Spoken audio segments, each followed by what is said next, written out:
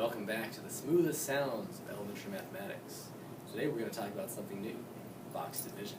Yesterday we talked about the standard algorithm, which is just kind of the normal way that people have usually learned how to do division. And if you like that, that's awesome. Today I'm going to show you a different way. It's the same concept, but it's a more visual way of looking at it, and a lot of kids like this. So after today, if you like the standard algorithm, use it. If you like the box method, use it. Use whatever helps you get the correct answer. All right? I've got a division problem up here. 574 divided by 3. Okay? This is the standard algorithm. This is what it normally looks like. We're going to do it a little bit differently. I'm going to set it up like this. I've got my 3 still on the same side. And I've got my 5, my 7, and my 4. Now you'll notice I'm leaving some space there. Okay? There's a reason for that. And you'll see very soon. I'm going to make my box here, all the way around the number that is being divided, okay, the dividend. And then I'm going to draw lines for each column. So each place value gets its own column, okay? So this is what it looks like.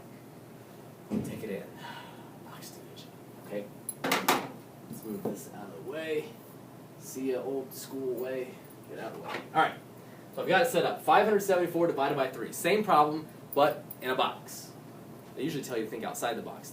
Today we're going to think inside the box, okay? But it's still kind of outside the box because there's a box. 3 goes into 5 how many times?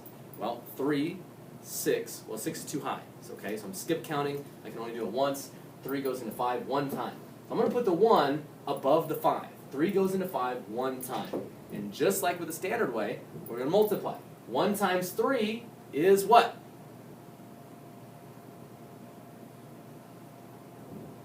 3. Okay?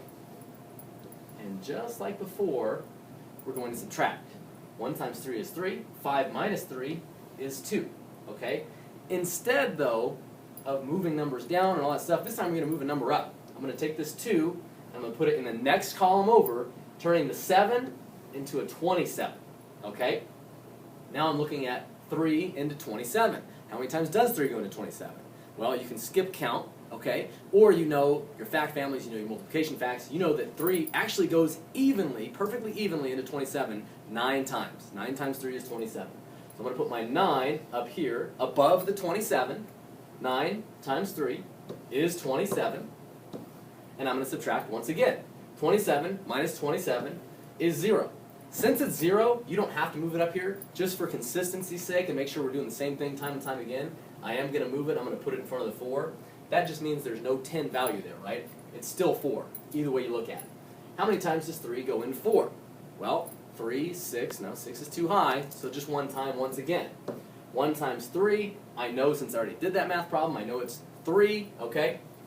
Putting that over here. 4 minus 3 is 1.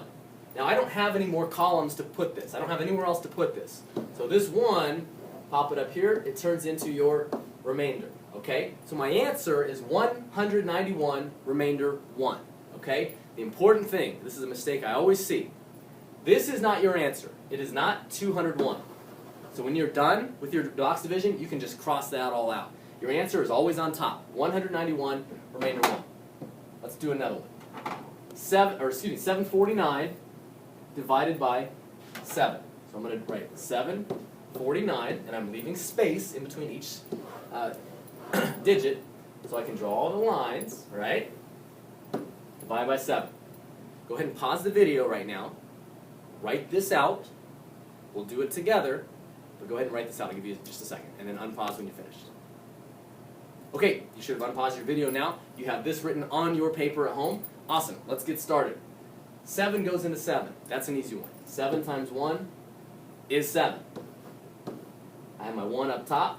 1 times 7 is 7. I'm going to subtract. 7 minus 7 is 0. Again, just for consistency, I'm going to move this up here. The 4 still remains a 4, but I just want you to know that the number that's down here always goes up into the next column, even if it's a 0, because it doesn't change the number at all. Does 7 go into 4? It doesn't. Again, my favorite example, but if you have 4 cup holders and 7 drinks, you can't put all 7 drinks in those 4 cup holders, okay? So I'm going to put a 0 up here, because it doesn't work. 0 times 7 is 0. So I'm going to subtract. 4 minus 0 is, of course, 4. And then once again, pop that up there into the next column, and instead of 9, I now have 49, okay? I'm a math facts kind of guy. 7 times 7 is 49. I know that like this, and I know you know it like this, okay? So I'm going to put my 7 up here. 7 times 7, 49. 49 minus 49 is 0. So do we have a remainder? Not at all, okay? My answer, which I'm going to circle, 107. So 749 divided by 7 equals the quotient 107. Nothing to do with these numbers down here anymore. We're done with that. Your answer will always be on top. What I would like you to do, I have 987 divided by 6. Okay? I will set it up with you. 9, 8, 7. I'm going to put my box around it. There's plenty of room between each digit, right? Don't, if you have an assignment that says 1 through 10, don't write 1 through 10 first. Do them each one at a time so you have enough space and you're not trying to fit these little boxes in these little spaces, okay? Give yourself plenty of space, okay? You can use multiple papers if you need to. So I have 987. I've got my box, I've got it set up, divided by 6. That's as far as I'm going to go. If you want to pause the video, rewind the video, watch this again, that's cool, okay? But this is your problem. I would like you to do this at home. Bring it tomorrow. We'll check it. We'll talk about it. If you have any other questions about box division, we'll work on that tomorrow as well, or the next time I see you. All right? Good to see you. I'm glad you were in my flipped class. See you tomorrow.